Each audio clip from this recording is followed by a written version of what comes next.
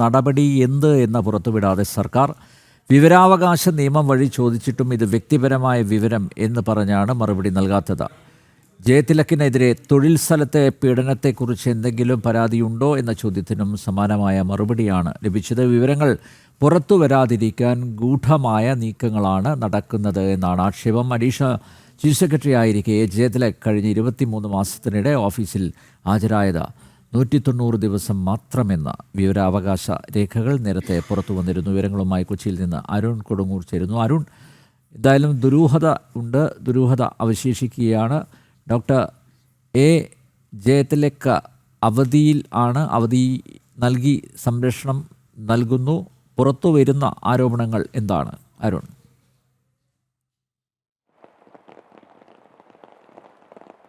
തീർച്ചയായും അതിൽ ഏറ്റവും പ്രധാനപ്പെട്ടത് അഡീഷണൽ ചീഫ് സെക്രട്ടറി ആയിരുന്ന സമയത്താണ് ഈ അനധികൃത അവധി ഏറ്റവും കൂടുതൽ എടുത്തിരുന്നത്. പക്ഷേ ഇതിന് കൃത്യമായ കാരണങ്ങളൊന്നും തന്നെ അന്ന് ബോധിപ്പിക്കാൻ തയ്യാറായിരുന്നില്ല. ആദ്യ സമയത്ത് ഈ വിവരാവകാശ നിയമപ്രകാരം ഇദ്ദേഹത്തിൻ്റെ ലീവ് കാര്യങ്ങളൊക്കെ തന്നെ ചോദിച്ചപ്പോഴും അത് നൽകാൻ തയ്യാറായിരുന്നില്ല.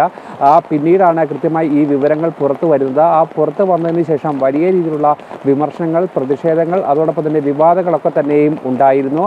ഇതിനുശേഷമാണ് ഇപ്പോൾ അദ്ദേഹത്തെ ചീഫ് സെക്രട്ടറിയായി നിയമിച്ചുകൊണ്ട് സർക്കാർ തന്നെ തീരുമാനം എടുത്തിരുന്നത്. ഈ ചീഫ് സെക്രട്ടറി ആയതിനു ശേഷവും ഇത്തരത്തിൽ ഈ അനധികൃത അവധി വിഷയത്തിൽ എന്താണ് സർക്കാർ ചീഫ് സെക്രട്ടറിക്ക് എതിരെ എടുത്ത നിലപാടുകൾ എന്നതാണ് ഏറ്റവും പ്രധാനമായി ചൂണ്ടിക്കാട്ടുന്നത്.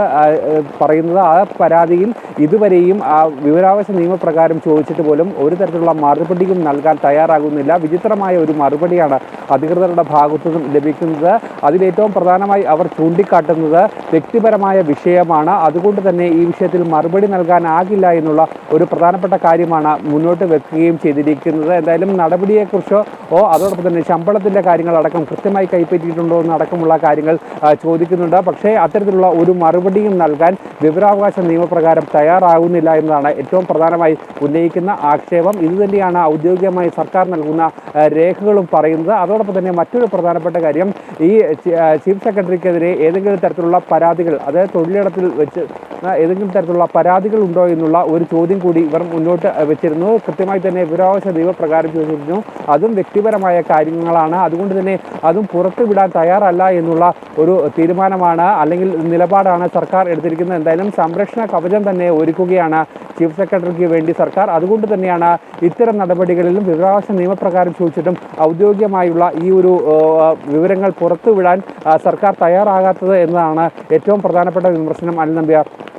അനധികൃത അവധിയിൽ ചീഫ് സെക്രട്ടറി ഡോക്ടർ എ ജയതിലകിന് സർക്കാർ സംരക്ഷണം. ജയതിലകിനെതിരെ സ്വീകരിച്ച നടപടി എന്ത് എന്ന് പുറത്തുവിടാതെ സർക്കാർ വിവരാവകാശ നിയമം വഴി ചോദിച്ചിട്ടും ഇത് വ്യക്തിപരമായ വിവരം എന്ന് പറഞ്ഞാണ് മറുപടി നൽകാത്തത്. ജയതിലകിനെതിരെ തൊഴിൽ സ്ഥലത്തെ പീഡനത്തെക്കുറിച്ച് എന്തെങ്കിലും പരാതിയുണ്ടോ എന്ന ചോദ്യത്തിനും സമാനമായ മറുപടിയാണ് ലഭിച്ചത്. അരുൺ കൊടുങ്ങൂരാണ് വിവരങ്ങൾ നൽകിയത്.